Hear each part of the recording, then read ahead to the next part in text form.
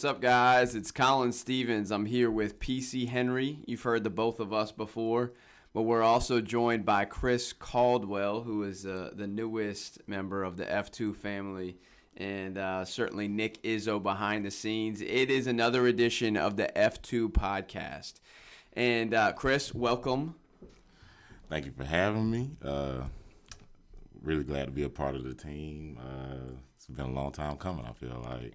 Yeah, man. So if any of you listeners out there, not Barry White, Chris Caldwell, okay? Don't get him confused. If he starts singing, then we might call him Barry White. PC, Chris, something that we're going to talk about today, like, Chris, you have a really, really cool story. That's one of the reasons that that we felt really comfortable bringing you on board is because of, some of your story and what you're certainly going to add to our group. But then also, I think it's a really, really powerful story that I think, coincides with basketball and coincides with our life. So before we get into that, we're gonna talk a little bit about just this story of redemption, man. Like, so, I mean, the perfect story from the NBA front has got to be Derrick Rose for this year, right? Yeah, I mean, he's the guy that was almost and Boogie, Warriors in 4. Oh my gosh. All right, so Boogie, but look, Boogie didn't go through how many years was D Rose out? Yeah, good 3 right? days. Right? I mean, now look, was Boogie ever MVP? Nobody's ever been MVP. That's a good one. That's a good one, Patrick. So MVP, most valuable player of the NBA, has what Boogie never was, right? You've got Derrick Rose, who was the youngest MVP ever. Yeah. And everybody was expecting, man, he could probably do this a couple another years, MVP style. I mean, he was playing at an incredible clip. And then some of those injuries hit, man, and it was injury after taking forever to come back, and everybody's like, man, he doesn't even love basketball. The media was bashing him. I don't really know if other players were. I didn't hear stuff from other players, but it seemed like media, maybe even front office, maybe just the powers that be were bashing him. Well, I think the people that were mainly bashing him have no idea what it feels like to have something taken from you that's such a huge part of your identity, and in his case, his occupation. Yeah. Even as a college athlete, the pressure is high and everything, and then you get this injury. There's not really a whole lot of.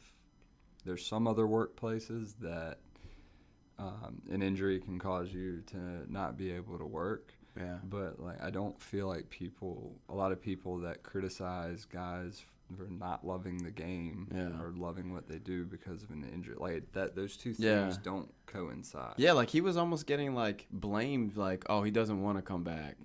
He's sitting on this big pile of cash and right? And it's how does anybody even know? And he's kind of a quiet guy. He's pretty to himself. He's not always trying to get out in the media and share stories and that kind of stuff. If you're a realtor and you get terminally ill, nobody's oh man, he just don't want to sell houses. Right. That. I think it's really unfair for people to go, this person has a physical problem. Now, maybe he could have done other things outside of the games to help reduce that chance. But, injuries is a part of this industry. And I think people that approach an attack from that point of view are just ignorant. They just don't know what that's like to have something that's very important to them taken away by something that's pretty much out of their control. Yeah. I think to speak on that time when they were saying he doesn't want to come back, he knew what type of player he was before, and if you feel like you can't perform at that level, then you're kind of hesitant to come back. Sure. I feel so. I definitely understand him not coming back then when he didn't feel comfortable. But for people to bash him for it, I didn't get it. And I think part of it was because he was out for so long. Yeah. And it's there's other people with knee injuries that have come back. They might have been out for a year, but then they come back. And they weren't MVP. No, right. Well, and their game wasn't built maybe on incredible athleticism. I mean, he was next level, right? Yeah, Next level athleticism. But the thing is he nobody would have been surprised if prior to this year he just fell off the map. Yeah. Like nobody would have been surprised. And maybe he knew it all along that he was going to give it a go, but I bet he struggled with doubt and like the darkest fears of never being able to play again. And then, like, what does that say about him as a person?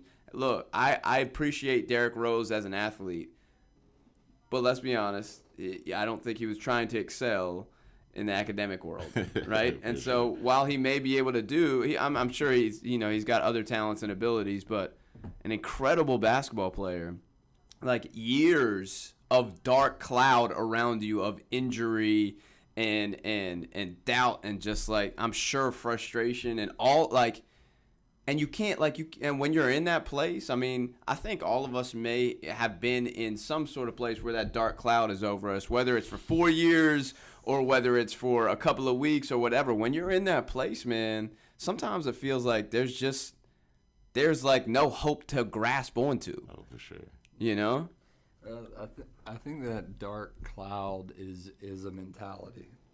I think we have a plan for our lives. And, like, there's nothing wrong with, like Derrick Rose, probably from a pretty early age, was really good at basketball.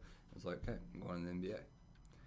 And that's been, like, I don't think he was looking at other occupations or lifestyle. It was, I'm going to the NBA.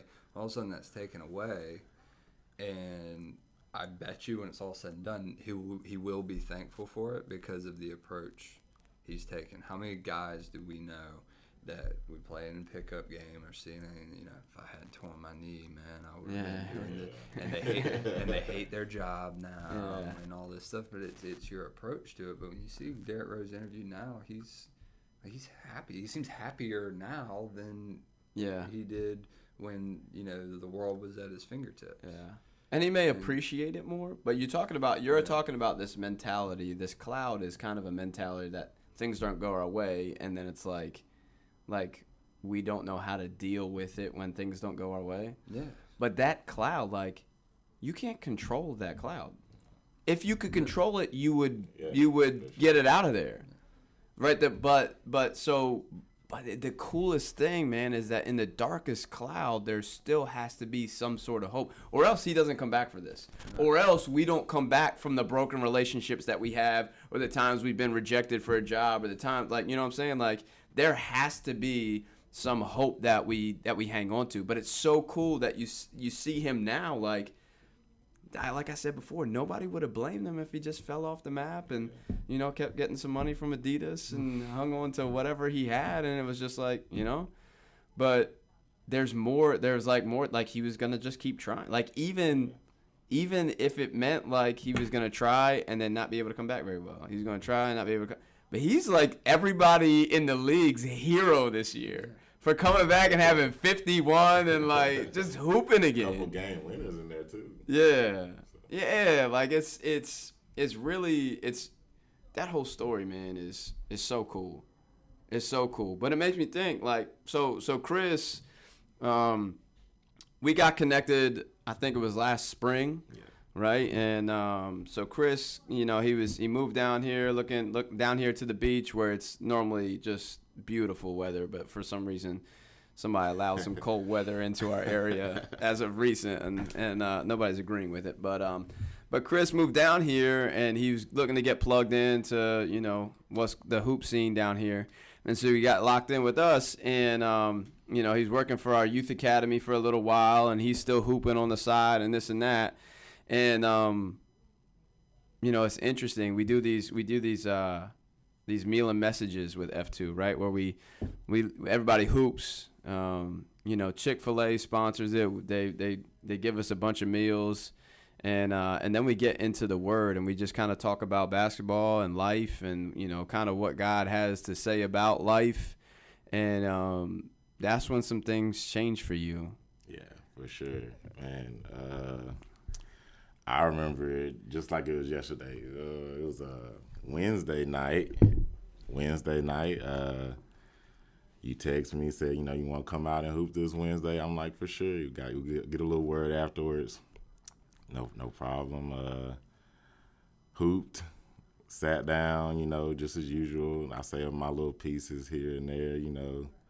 But the story you told that night, like, got to me so much, man. It was just, it gave me hope, you know. So it was the guy that wasn't the most talented on his high school team. The two other guys that were better than him. He wasn't highly recruited, you know. Spent some time overseas and ended up with the Warriors, right? Yeah, Alfonso McKinney. So it's just like, for me, like, in my story, it's, I would say the last year for me has been very similar to that. Yeah. This time last year, I would say I didn't really even have a place to stay. Like, I came home from Germany. I was jobless, pretty much homeless. Had to go back home and stay with auntie. It was looking really dark. Like, I had a couple friends that stuck by me, you know, and they know who they are. I appreciate them to this day. They helped me through.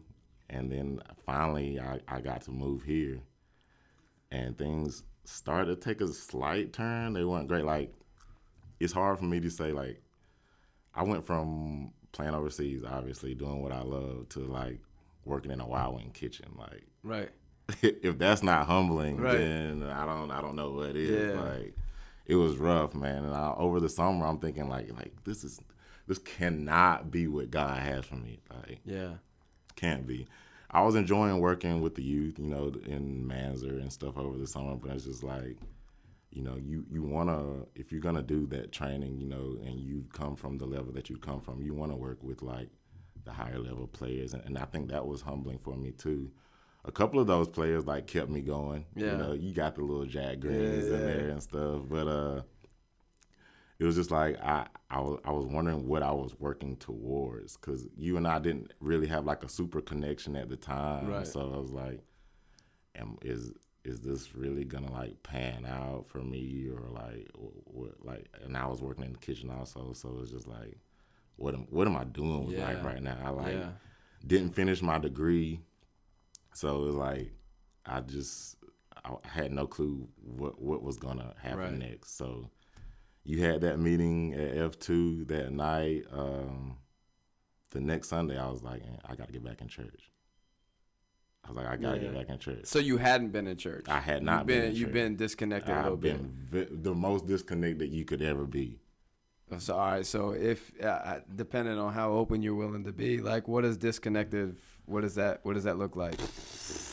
Man, it's like, I mean, I feel like the nightlife, I look to that to feel like I was the man again. You know, you go from being overseas and you feel like you're the man. You come home, you know, everybody's like, "Oh man, how was overseas?" Blah blah blah. Like, you're that guy. Right. And then, like, to go from that to the Wild Wing kitchen is like night and day, bro. So right.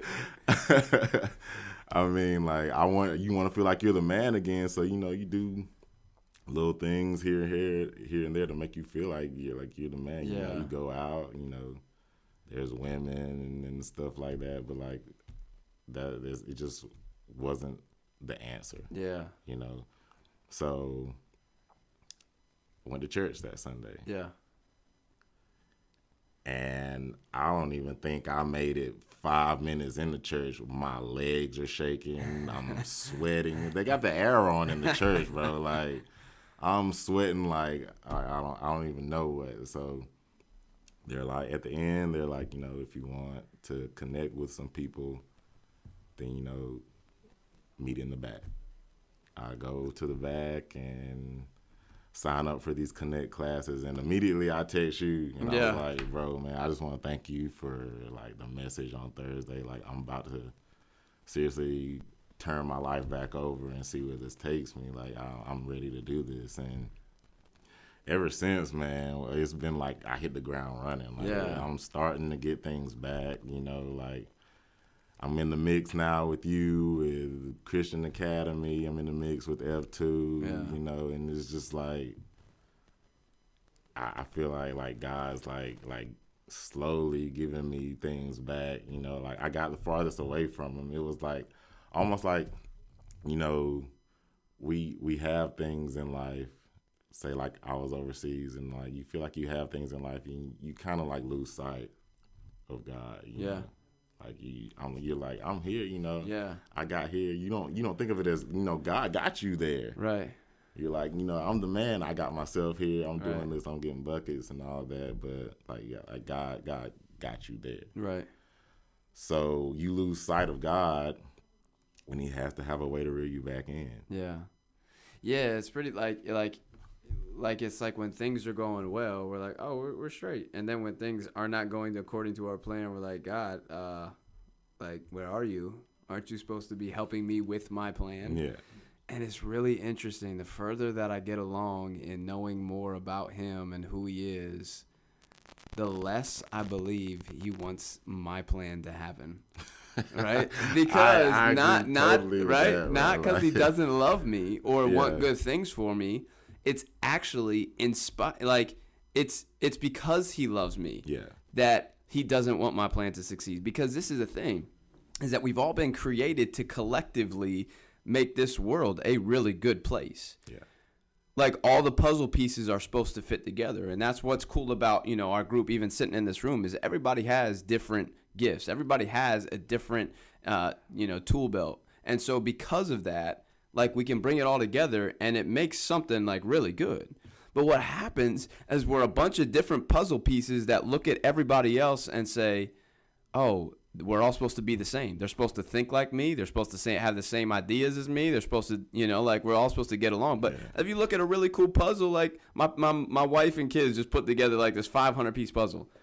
There's like no pieces that are the same. But when they come together the right way, it looks great. But a lot of times we're like, no, this has to go according to my plan. And we only see the one puzzle piece. We only see the little like micro. And God sees macro. He sees everything. And he's like, I promise you my plan is better. And for us to actually trust him. Yeah. Right?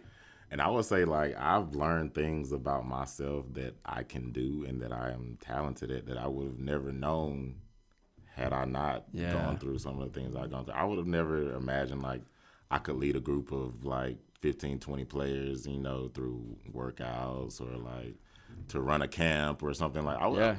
No, I would think kids would drive me nuts, drive me up the wall. But, like, I've learned that I have certain talents through my struggle. Right. So, and, like, now I look at a lot of things in a different light. So. Yeah. PC, you're chomping at the bit over there, man. I can see it. I know you're listening, but the reality is that we've all gone through a little something, right? We've all been experienced time with that dark cloud has been around. I'm interested to see in kind of like when that has hit you, like what's been the tougher part of it, and then also where has hope encountered that? Well, I mean, I grew up my whole life playing sports. All I was really wanted to do was play sports or train for sport. I wasn't that into school. I never thought I'd be a trainer. I was going to play and play and play, and that was it. Like even into being an adult. And then after college, I had some opportunities to play at a pretty good level. But due to some promises that I had made to some people, I had to take care of some things. And so some of those opportunities went away, and I was very bitter. And then another one came up, and I took it, locally when the mutiny was in the MPSL. And I was doing pretty well. And then I tore my groin again, and that was it. And I found that I've always believed in God. I've always believed that Jesus came to earth to die for us, to cover our sins. Like I've always believed that, never questioned that, but I was very distant from like trying to live a life that's honoring to God and like truly trusting His plan, because I have my plan, Right. Because I just have what I wanted to do, and we romanticize it. I feel like a lot of times it's like the grind, the sacrifice, and everything, and like those are all like noble qualities, but not with the absence of God. You know, and so I wasn't fulfilled even when I was playing, and I was drinking too much. I was, you know, going out too much. I was, you know, chasing girls. I was making all the like the classic mistakes. And, you know, then I tore my groin, and the doctor was like, this is pretty much it. Like, I mean, yeah, you can kind of come back and play, but, you know, if it goes again, you're going to have a monumental surgery. You're going to be done. Like, and so for me, it was like an identity crisis. And, but I'm glad looking back, because, you know, before I didn't realize I had made certain promises to people that took away opportunities. But if those opportunities had panned out, I would probably have been a cautionary tale. Yeah. Because if those opportunities had panned out, it was about me. Yeah. And it was about it was only about what I wanted. Yeah. And that was in the macro and the micro. Right.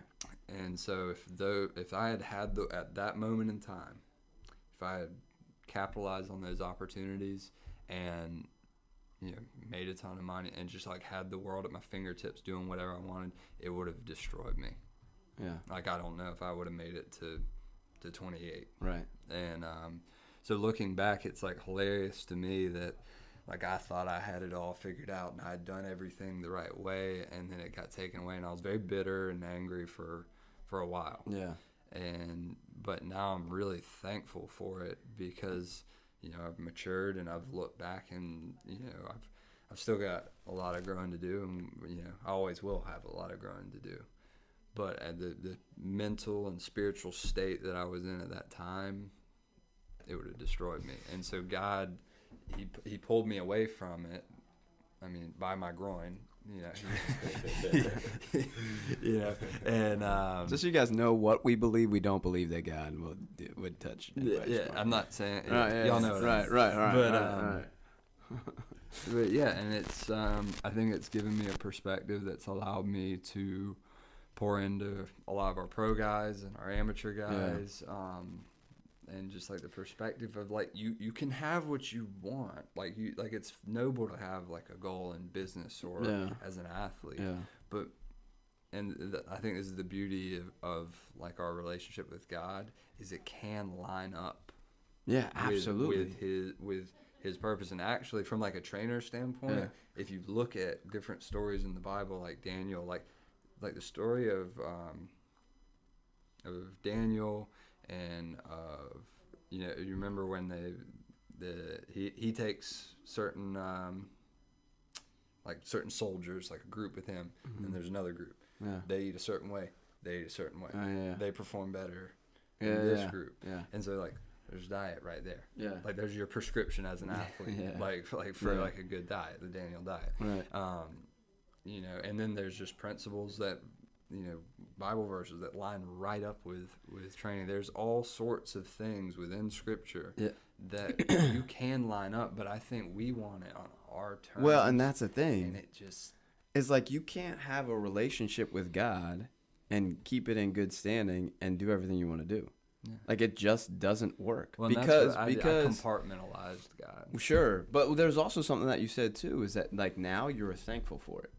Like, now you can look back and be like, actually, God was looking out for me. It's almost like guardrails on mountains. Yeah. And that's what I want to believe for Derrick Rose. Sure, exactly. Is that he's been through all this stuff, and I don't know where he stands on his relationship with God or whatever. But like, I just know from my experience, I have injuries ended it, and now I was like looking back, I'm like, man, thank God that happened, or I'd be done. Well, and it's interesting because we're a lot of times as humans, we just get into these ruts and these paths and these ways that we do things and habits and everything, and then it's like one of those like ruts is just like exploded, of which we can't get ourselves out of. It's just blown to bits, then we're like, oh, guess we have to go a different way.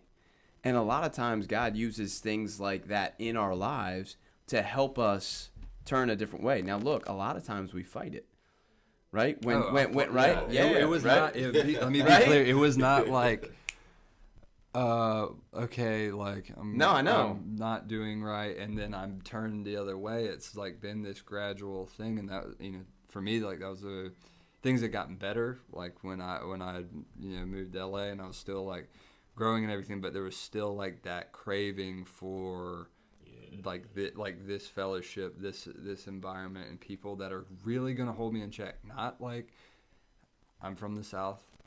I love people from the South and everything, but I feel like a lot of times it's very superficial, the advice that's given to you. I need people in my life that are gonna get in my face and check me, and also not judge me at the same time. Right. So I feel like culturally in America, like the stereotypes of the South is like, let's push everything ugly under the table, and let's talk about good. And then you go up north, and people are hating. They judge you and hate, and it's different types of judgment. But like that's what I'm really thankful for with the group we have in here, is that I know that all three of you can come to me and check me on something. Yeah. And I don't feel a single bit judged by it. Yeah. And that's allowed, this environment allows me to grow. Right. And I think that's got to be the same when you're coaching and training people. Yeah. I think we've all worked with or been around somebody that was uncoachable, that you couldn't check, whether it be training, coaching. Or we've been it. Or you've been it, and it makes it so hard to really pour into that person and help them grow. Yeah. And then you're not capable of growing. In my opinion, if you're not capable of being checked, like you're staying there or you're going down. For sure. So, Chris, I saw you over there itching too, man. I mean, it was just like, I understand what PC is saying. It's like I got to the point where I was like so full of myself and like so used to hearing nothing but good about myself that you couldn't tell me anything. Like if there was something wrong, you said there was something wrong with me or I was doing something wrong, then no, that's you. Right. Like you're the only one that feels that way. I promise. Like. Yeah. And you thought you were good, like, because I went through it, and you thought you were good because you weren't like putting out there that you thought like it's all about me. Yeah. Like as long as you cover it up, then you're good. And so it's funny because I mentioned that a lot of times we fight it, right? What are we actually fighting? We're actually fighting getting our way, and we're fighting submitting to God. We're fighting trusting God. And this is the hard part, is that we can't see God. And so it makes sense why some people will be like, why would you trust God? You can't even see him. Like, how do you have a relationship with God? Like that argument makes sense. But the reality is you can't always explain everything that happens. And as much as we want to be scientific and based on truth and everything, like there is no doubt that there's a spiritual realm to our life here on earth, right? And so I think anyone that has developed a relationship with God has definitely gone back and forth with fighting with him in a way of, or wrestling with, I want my way, when the spirit of, like, so this is how it happens, right? In the Word, we are told that if we believe in Jesus Christ, we believe that he paid the penalty for our sin, that he will give us his spirit and we can be connected with God. Mm-hmm. That is here on earth and that is after we die as well, right? And so if that's true, if we have the Spirit of God in us, then we have a spirit that's in us that wants to honor God. But we also have the sinful nature that we just have. We have this in us that just wants what we want, and it's only pride focused. It's only us focused. And so there is this constant tug of war in between us, between the spirit that wants to honor God and the most selfish parts of who we are that only want to honor ourselves, that are only here for our glory. As long as we're not loud about it, it's okay. Yeah. Well, right. Sure, like that's what that's the biggest enemy of submitting to God. Yeah. Is as long as I'm not loud and in your face about it, I'm good. As long as I can kind of Right. You know, And really it's a that right there is a form of manipulation. Like, and which God totally exposes. And if we don't allow him to expose it in us, like now in the quiet, in the time that we spend with him, he will expose it to everybody. You know? So that we will finally own up to it. Yeah, that's definitely exactly what happened to me. I feel like most people want to have a relationship with God and want to do the right thing most of the time, but like you said, we also want the things that we want, and a lot of the times those two are completely opposites and they can't coincide with one another. So, but it's so cool, guys. So like the more that we can grow in our relationship with God, the more that we will desire what he desires. Exactly. And it's crazy because like what he desires, like he's a good God. Like he wants good things for us. And they may not line up with what we want in terms of our personal glory. But if we will actually trust him more and desire him more, and we start to desire his will. See, there's a verse in Matthew that says, Jesus is talking to his disciples, and he says, ask whatever you want in my name, and it'll be done. And people have distorted that for their own glory over and over again. Because they're asking in their name. Absolutely. Well, no, they're asking in his name, but they're asking for their glory. Yeah. And so what he's talking about to his disciples is, if you're really in me, this is part of like the John 15. Like if you the vine and the branches, if you remain in me and I'll remain in you, and you'll bear much fruit. Right? So if we remain in Jesus and we remain in God and his spirit is moving in us, then we actually start to desire what he desires. Like we actually, and then we also see like, oh my gosh, like God didn't just put me here for me.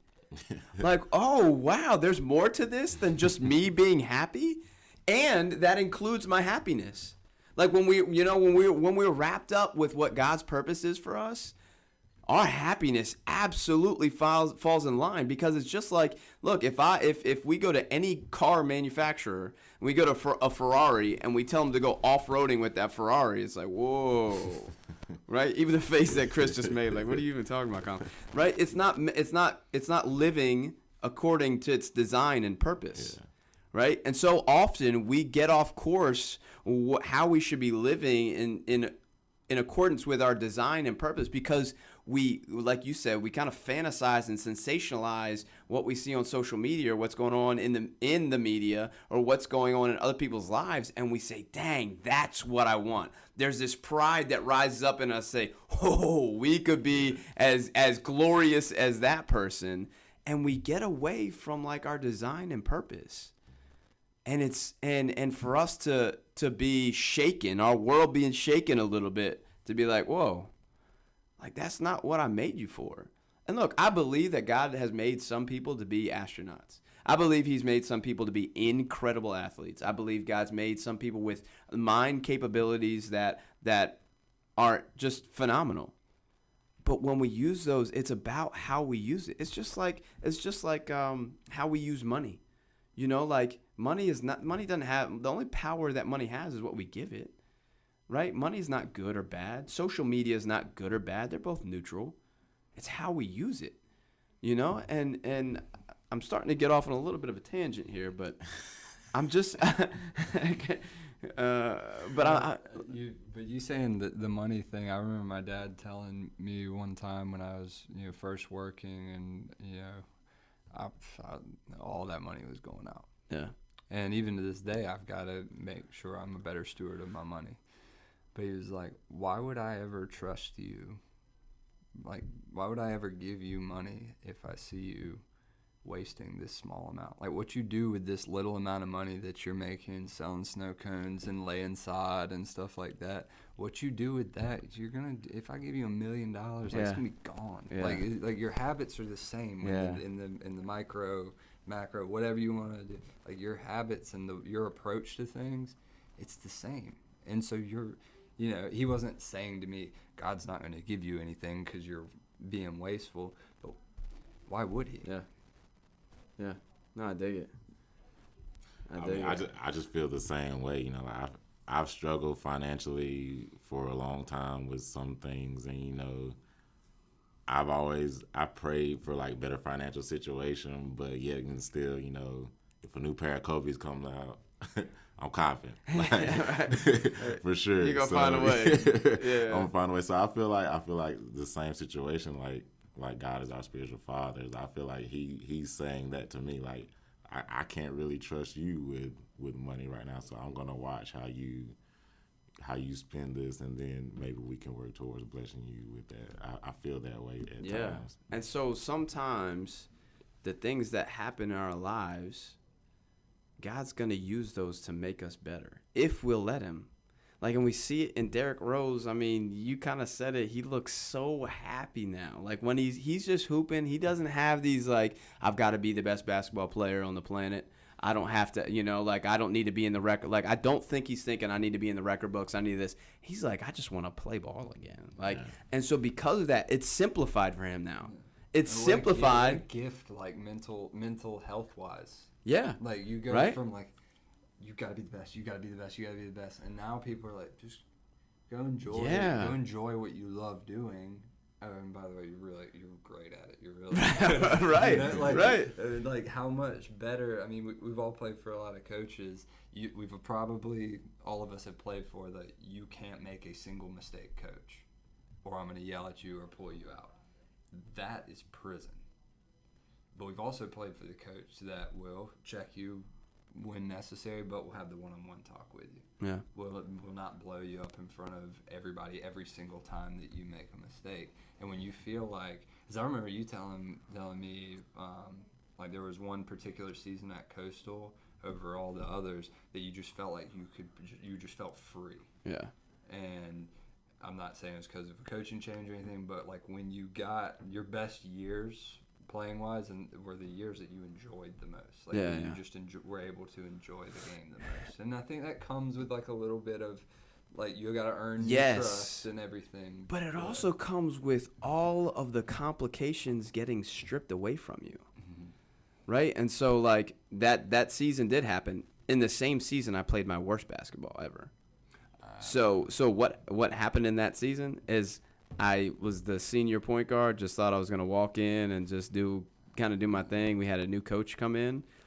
I got to the point where I was trying to impress him too much, and I was thinking too much, and I was buns. I was man, like, I wouldn't have played me, you know what I'm saying?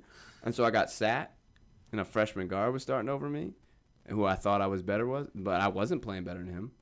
And so it got back to, like, I called my dad, and I was like, yo, like, I don't want to do this anymore. We're losing, and I'm not playing? Nah, and I'm a senior? No, I don't want. He's like, you know, my dad played in the NFL and whatnot, so I'm like, how did you, like, what did you keep doing? Because I know it wasn't always good. He's like, you just keep showing up and doing your best. And so I remember just, like, then it just snapped. I was like, man, I don't care. I'm going to just go hoop. Like, what are they going to do, pull me out? They're already only playing me 3 minutes a game. Right. When are they going to pull me out? And so it got to the point where it got simplified, and then I could just be free to hoop. Same thing that we see with Derrick Rose. Same thing that happens sometimes when we're trying to get our way so much, and that dark cloud is over us, and the doubt is there, and all the confusion and everything. And then, like, once that clears away, oftentimes life is more simplified, and it's easier to enjoy life. Yeah. Well, I mean, this has nothing to do with F2 basketball or basketball at all, but you see the current situation at Manchester United. They had Jose Mourinho, who's a control freak, and I'm comfortable saying it because I'm a fan, and we underachieved, and I'm glad he's gone. And now they have Solskjaer in, who is allowing the really talented guys in certain situations. He's going, just play, just do what you do. You're not going to get in trouble for it. You got to give me these things. You got to commit to these things. But then outside of that, just go. And him making life simpler rather than trying to manage and, you know, push his agenda. Of course, there's things he probably wants. But once he allowed these guys that are ultra talented just to express themselves, I mean, they're not losing these days. Yeah. And hopefully they beat Arsenal on Saturday, and we can keep this train rolling. But I think in all aspects of life, like you said, the less complicated it is, the better it is. Yeah. Like, we have to hit these things, and then these other things would be nice, but just go. Yeah. And we'll figure it out. Yeah. You know, and I think it's the same in our faith. You know, No we're question. told to have childlike faith. Yeah. That Simple. in essence is very simple faith. And I'll tell you, I got little kids, and they trust me. They trust me until I go back on my word. The cool thing about God is that he never goes back on his word. Yeah. But when I promise ice cream and I don't come through with ice cream, there is a problem. Yeah. You know what I'm saying? But a childlike faith means that we'll just trust God and we'll roll with him. Mm-hmm. What we do is we're like, yeah, God, we trust you if you want to do what I want to do. Yeah. And that's not what he asks of us, you know? I mean, I know for myself, a lot of times I've always been like my own worst enemy as far as that, and I've always complicated things for myself a lot more than they had to be. You know, God really made it simple. You know, follow me, do this, and things are gonna work out. It may not be the way you want it to work out, but things are. On your timeline. Or on your timeline, but things are gonna work out. And like I said, I just for me, I've complicated a lot more things for myself more so than than. But it's cool because like now you're in a position where you're growing and you're moving forward. And like I speak for Nick and myself and everybody else who's involved with F2. Like we're excited to have you on. Like, and so for we're gonna throw it back to you, audience. We're gonna throw it back to you. What are the redemptive stories that you've seen in your life? If you follow the NBA, then I'm sure you've seen D Rose. PC's brought up Boogie Cousins coming back after an Achilles tear. You know, being 270 pounds or whatever that big mammoth is. He is a freaking player. But what have you seen in your life? What have you seen in your friends' lives where you've seen that dark cloud or you've experienced it, but you've clung on to that little bit of hope that God actually has something good on the other side of it? So again, we'd love to hear from you. Appreciate you guys being on, and stay tuned for the next one. Warriors will not win this year. Prayers up to Vic Oladipo also. No doubt. Vic, we're out.